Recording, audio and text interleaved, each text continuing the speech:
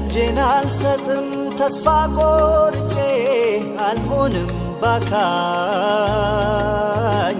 መች ይረሳኛል ጀባሩ ከላይ ጠጋኝ አላሁ ያ ጀባሩ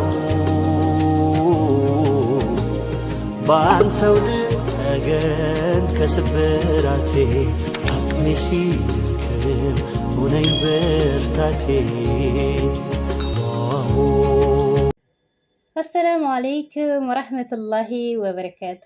ዲና የተከበራችሁ አንሸይቲ ተከታታዮች ሰላም ሰላም፣ እንዴት ናችሁ? ናችሁ ሰላም ናችሁ? ከኔ ጋር አልሐምዱሊላህ ሁሉ መልካም ሁሉ ሰላም ነው። ኢንሻአላህ ሁላችሁም በያላችሁበት የአላህ ሱብሃነሁ ወተዓላ ጥበቃ እዝነቱ አይለያችሁ እያልኩኝ ረመዳን እንዴት ይዟችኋል? ሸህሩ ረመዳን ኢንሻአላህ ሁላችንም እስኪ በዱዓ እንተዋወስ ማለት ነው። ሁላችንም ባለንበት ቦታ ሆነን በዱዓ እንበርታ። በስራም ላይ ቢዚ ብንሆንም በዱዓ እንበርታ ማለት ነው። እንተዋወስ ዶችዬ እና ዛሬ ብቅ ያልኩበት አንድ ጉዳይ ምን አለ ሳየው በጣም ያሳዘነኝ ወላሂ ማታ በጣም ድክም ብሎኝ ክፍሌ ገብቼ ስልኬን ያዛረኩኝና ስልካችንን ያዝ ስናደርግ ወዴት እንሄዳለን? አንዳንድ ቪዲዮዎችን ሀይት እያደረግን እናዝናለንም እንደሰታለንም። እኛ በስደት ያለን እህቶች አብዛኛዎቻችን ስልካችን ነው ተጎናችን ያለውና በስልካችን ነው እንግዲህ ድካማችንንም ደስታችንንም ሁሉንም ነገር የምናስተናግደው አይደለም።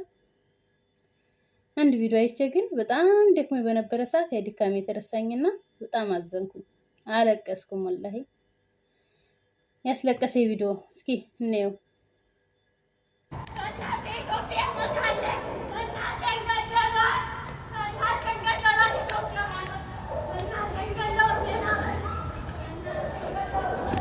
ايش مشكلة؟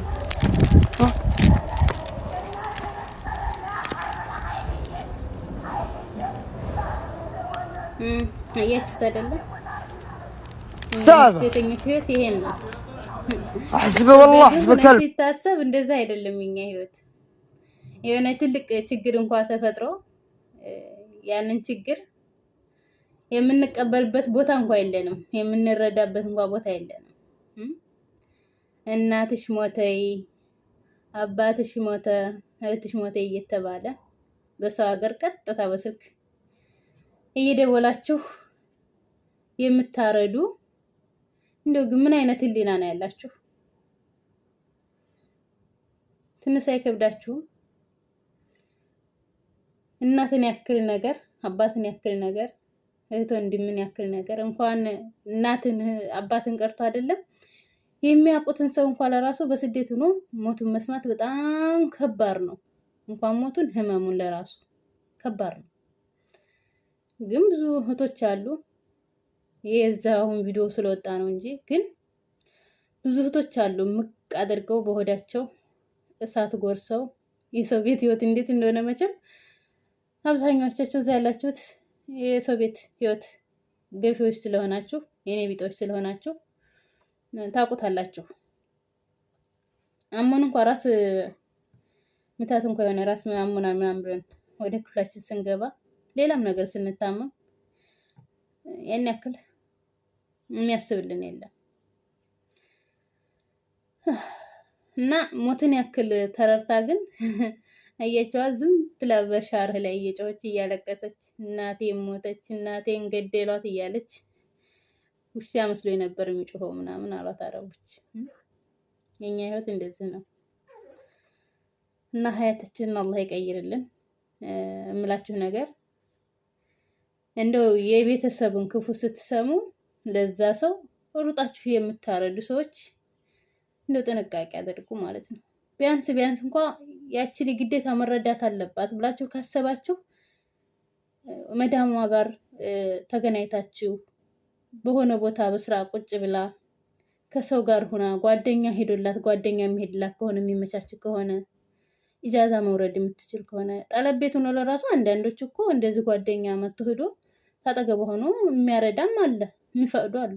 የማይፈቅዱም ከሆኑ ደግሞ መዳሟን ያኔ በስ አስቀድማችሁ ነግራችሁ ያለውን ችግር ታጠገቡ አንድ ከሆነ ምናምን ቃስ ብላችሁ አስተባብላችሁ ነው እንጂ መነገር ካለባትም ያኔ መነገር አለባት የሚባል ግዴታ የሆነ ነገር ከሆነ ማለት ነው። ግዴታ ካልሆነ ግን እዛው ሀገሯ ላይ ሄዳ አሁን ብዙ ጊዜ እኔ ቤተሰብ ጋር እንደዚህ አንድ ሰው ጋር ነው ደውዬ ስለ ቤተሰብ የምጠይቀው። አብዛኛዎቹ ጋር እንደዚህ እየደወልኩ ማውራት አልችልም ነበርና አንድ ሰው ጋር ነበር የምደውለው። እደውላለሁኝ ደህና ናቸው ይሉኛል። አለቀ። እህቴ መሞቷን የሰማሁት ኢትዮጵያ ተገባሁ በኋላ ነው። ኢትዮጵያም ገብቼ ከ7 ቀን በኋላ አያችሁት አይደል? ቤተሰቦቼ ጓደኞቼን እኔ የምገናኛቸውን ሁሉ አስጠንቅቀዋል አስቀድመው። አላህ ጀዛውን ይክፈለው። አላህ ሀያቱን ረጅም ያደርግልኝ ወንድሜ ማለት ነው። ለሷ የተናገረን እህትሽ ሙታለች ብሎ እኔ እዚህ እፋረደዋለሁ ብሎ 9 ወር ሙሉ ያላቅም እህቴ መሞቷን ተሞተይ 9 ወር በኋላ አገር ገባሁኝ። ከቤተሰብ ጋር ሆኜ ማንኛውም ነገር ተረዳሁ ማለት ነው። እንደዚህ አይነት ነገር ካለ ኦኬ። ግን አብዛኛዎቻችሁ እንደዚህ በስልክ ጧም ማታ የምታወሩ ከሆነ ያ ሰው ግዴታ ይሰማል ያውቃል ብላችሁ አሁን እኔ ደውዬ እከሪትን ታላገናኛችሁ ወይ ብዬ ሙጭጭ አይነት ባህሪ ካለብኝ ጓደኛ አመቻችታችሁ ከመዳሟ ጋር ጓደኛ ከሌለ አውርታችሁ ብታረዱስ? እንደዚህ ሻርህ ላይ እየጮኸች ስትወጣ ወላሂ ልቤ ነው ስብር ያደረገችው። ከሷ በላይ ልቤ ተሰበረ ማታ ወላሂ ነው የምላችሁ።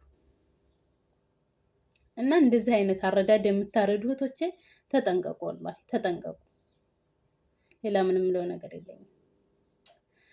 ኢንሻአላህ የቤተሰቦቻችንን ክፉ በስደት አላህ አያሰማን፣ አላህ ይጠብቅልን።